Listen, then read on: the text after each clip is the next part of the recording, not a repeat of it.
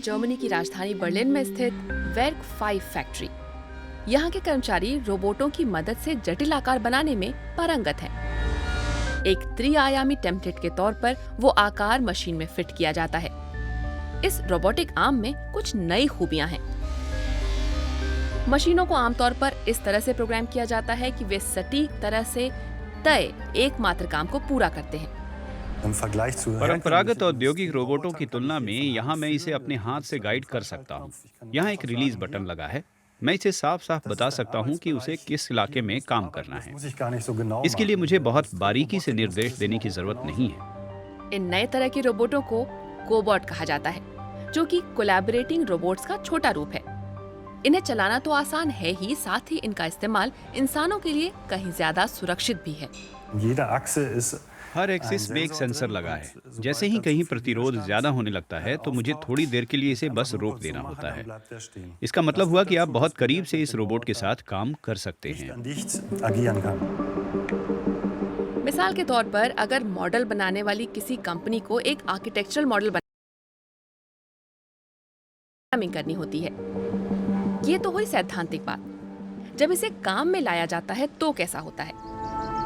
क्या कोबॉट किसी खास पेशे वाले कारीगरों के हाथ से उनका काम छीन सकते हैं?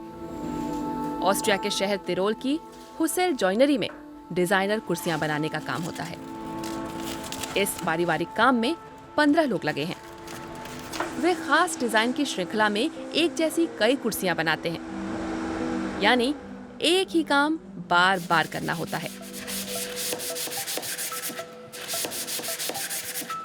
जब कुर्सी के पाए बनाने के लिए लकड़ी काटनी होती है तो यहाँ आजकल कोबॉट की मदद ली जाती है।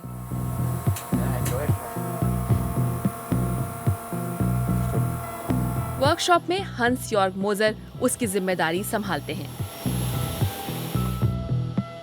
ये बहुत रोमांचक होता है। जब आप इसे खुद कुछ काम करते देखते हैं तो वो बहुत कूल लगता है। हमेशा उसके साथ खड़े रहने की जरूरत नहीं होती। रोबोट को बिना किसी गड़बड़ी के चलाने के लिए अनुभवी कारीगरों की जरूरत होती है। नए मूवमेंट को सिखाने के लिए उसे ट्रेनिंग देनी पड़ती है और तब तक नजर रखनी होती है जब तक कोबॉट अच्छी तरह काम ना करने लगे। आपको आम बातों से ज्यादा आगे तक सोचना पड़ता है। रोबोट की आंखें तो होती नहीं है कि वो कहीं गंदगी देख सके। उसे नहीं दिखेगा कि लकड़ी में कहीं दरार या छेद तो नहीं है।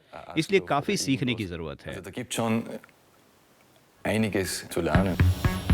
चूंकि कोबॉट देख नहीं सकता कि वो क्या कर रहा है, इसलिए कारीगर को पूरी प्रक्रिया में आने वाली दिक्कतों के बारे में सोच कर रखना पड़ता है। ये अच्छी खासी जिम्मेदारी है। कंपनी वर्क 5 के मॉडल निर्माता भविष्य के बारे में सोचने लगे हैं। बर्लिन की टेक्निकल यूनिवर्सिटी की मदद लेकर उन्होंने अपने कोबॉट में 3D कैमरा लगवा लिया है। इससे कोबॉट किसी चीज को स्कैन करने के लायक बन गया है। इसकी प्रोग्रामिंग करने वाले प्रोजेक्ट मैनेजर कैमरे के कई फायदे गिनाते हैं। हमने इस कोबॉट में एक स्टीरियो कैमरा लगा दिया है। जोड़ों के कारण इसे पहले से ही पता होता है कि ये कहाँ खड़ा है।